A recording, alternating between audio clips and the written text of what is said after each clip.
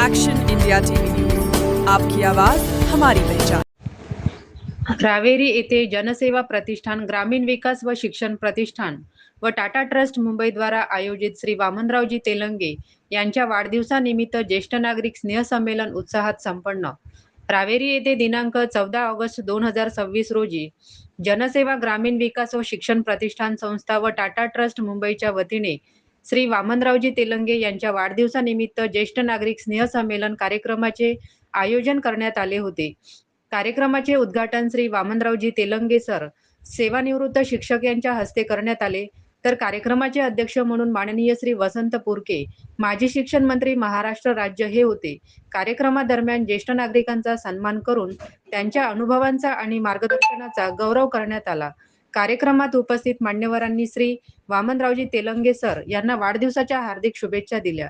या कार्यक्रमाला प्रमुख पाहुणे म्हणून माननीय श्री वसंत पुरके, माजी शिक्षण मंत्री, महाराष्ट्र राज्य, माननीय श्री अरविंद वाढूनकर, उपसभापती, कृषी उत्पन्न बाजार समिती राळेगाव, माननीय श्री प्रदीप ठुने, अध्यक्ष राळेगाव शहर काँग्रेस कमिटी, माननीय श्री मिलिंद इंगोले, सभापती, खरेदी विक्री संघ राळेगाव, श्रावण सिंग वडते सर, अशोक काचोळे, किशोर धामंदे, गजानन पाल, मनोज भोयर अध्यक्ष, विजय पाटील उपाध्यक्ष, Jagdish Raut CEO, doctor Sonal Phalke, PM Shaikh Rashmi, APM Mayur Watane, BC Achal, Bahiramkar, बिल सी वैभव गणवीर, अडमिन राहुल वनकरडाटा मॅनेजर यांच्या प्रमुख उपस्थितीत कार्यक्रम संपन्न झाला।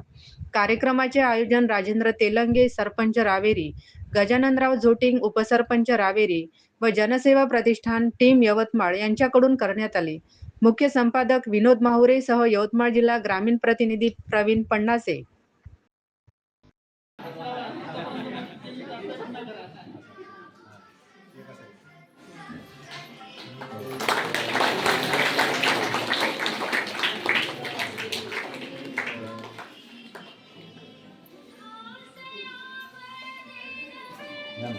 तुम्ही चला ना, तुम्ही चला. चाकू बनवून घ्या. हा चला जमलं.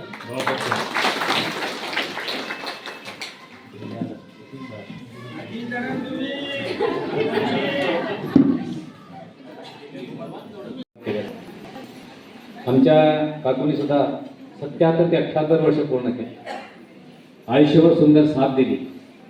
त्या दोघांचं पुन्हा टाळ्याने आपण कौतुक करा। त्यानंतर मनोजभाऊ भोयर या संस्थेचे अध्यक्ष आदरणीय विजयभाऊ पाटील, आदरणीय सोनलताई, डॉक्टर सोनलताई काळे, अरविंदजी वाळवंकर, समी सर, मिलिंदजी पाटील हिंगोले, भट्टे सर, प्रदीपभाऊ ठुने, वैभव पंडित, सगळे स्वयंसेवक आणि बंधू आणि भगिनींनो, मी देखील ज्येष्ठांमध्ये आहे। माझं वय जवळपास 70 वर्ष मला पूर्ण झाले। 71व्या वर्षामध्ये प्रवेश केलेला। पण थोडंसं आपसामध्ये थोडंसं बंद करा बाई, थोडंसं लवकर संपवतो माणूस, लवकर संपवतो। मला भूक लागलेली आहे, जांभई येऊन राहिली, तिच्या डोळा लागून राहिलेला आहे, की लवकर संपवतो। तुमच्या आमच्या आयुष्यामध्ये तुम्ही आम्ही सगळ्या देवदेवतांना, सगळ्यात जास्त देवदेवता माझ्याच देशामध्ये सगळ्यात जास्त पूजा करतो। काय अपेक्षा आहे तुमची? माझं पोरग, माझा भाऊ, माझा काका, माझी सून, माझा नातू, हे सगळे कसे असले पाहिजे? सुखी असते। तुकाराम महाराज म्हणाले की अवघाचे संसार काय पलीकडे, अवघाचे संसार सुखाचा करीन, आनंदे भरीन तिनी लोक, किंवा तन मन धनसे सदा सुखी हो भारत देश हमारा। ज्ञानेश्वर देखील म्हणाल की किंबहुना सर्व सुखी पूर्ण होणे तिन्ही लोकी, भजितो आदि पुरुषी अखंडी। वैभव पंडितांनी सगळ्यांनी म्हटल्याप्रमाणे तुमच्या आमच्या आयुष्याचं अंतिम मूल्य, अंतिम बाब आहे की तुम्ही आम्ही सुखी राहिलो पाहिजे। वाजत गाजत फटाके फोडत, एकमेकाला जोडत, आयुष्यभर रडत करत फेडत लग्न करतो।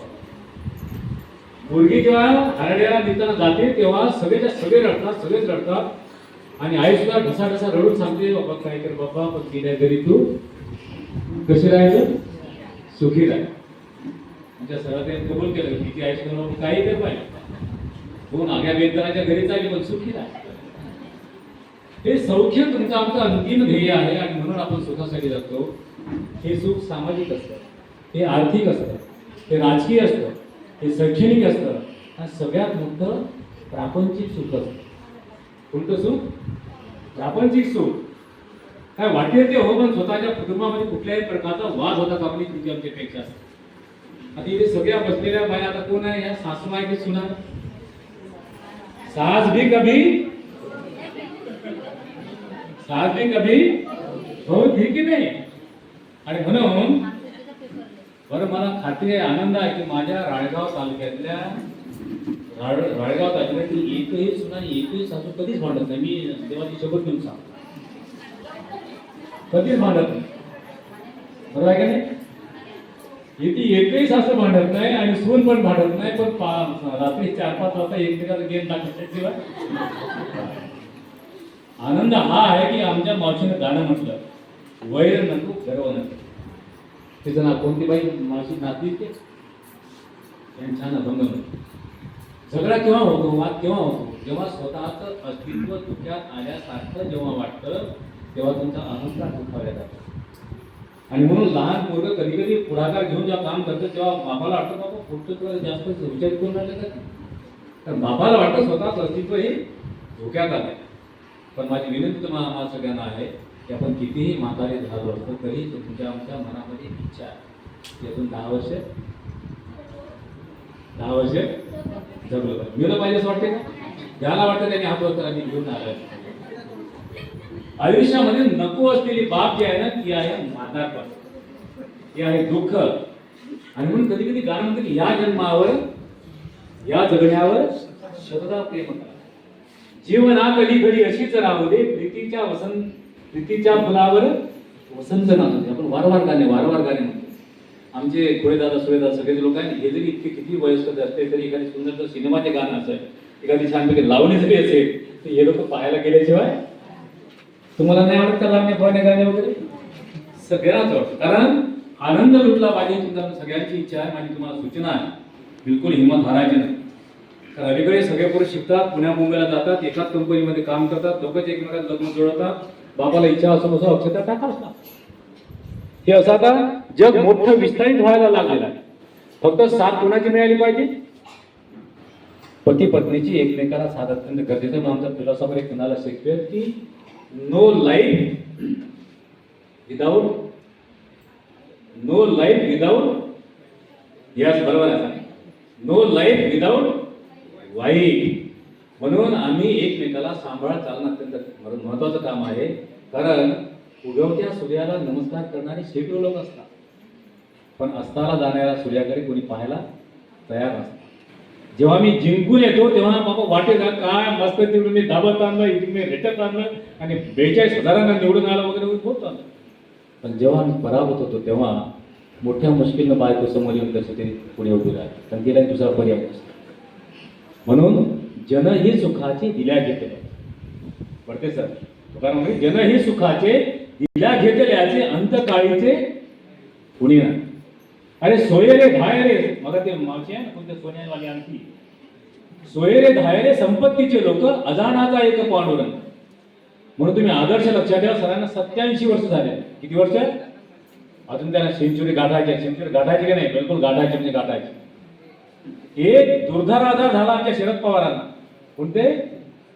शरद पवार एक असा एक माणूस की ज्या माणसाला कॅन्सर झालेला, पण तरी दररोज आयुष्य जिद्दीने जगत आहे. त्या डॉक्टरने म्हटलं होतं की बस 5-6 महिने सर तुम्हाला जगावं लागेल. शरद पवार साहेब म्हणाले की तुझं आयुष्य जेवढा तेवढं मी जगणार. मग तुम्ही आशावादी राहिले पाहिजे की निराशावादी असते? तुम्हाला जगावं असं वाटतं की पुढे चला असं वाटतं की नाही? आणि मग सुंदर सुंदर आयुष्य जगात असेल तर छानपैकी तुम्ही या का आमची आज मावशी म्हणे ना, आम्ही इकडे येतो आता आम्हाला पहिल्यापेक्षा तेच वाटते. तर तंगडे हलवा, पाय हलवा, डोका हलवा म्हणतो का नाही पण. आणि म्हणून या ठिकाणी आल्यानंतर छान मनोरंजन होते, शरीराला हालचाल होते. थांबायचं बिलकुल नाही. गाडी जाग्यावर थांबली की जंगाटल्याशिवाय राहत नाही, गाडी बंदच पडते. म्हणून तुम्ही छानपैकी 100-200 मीटर चाललं पाहिजे, रनिंग केली पाहिजे, छान खेळलं पाहिजे.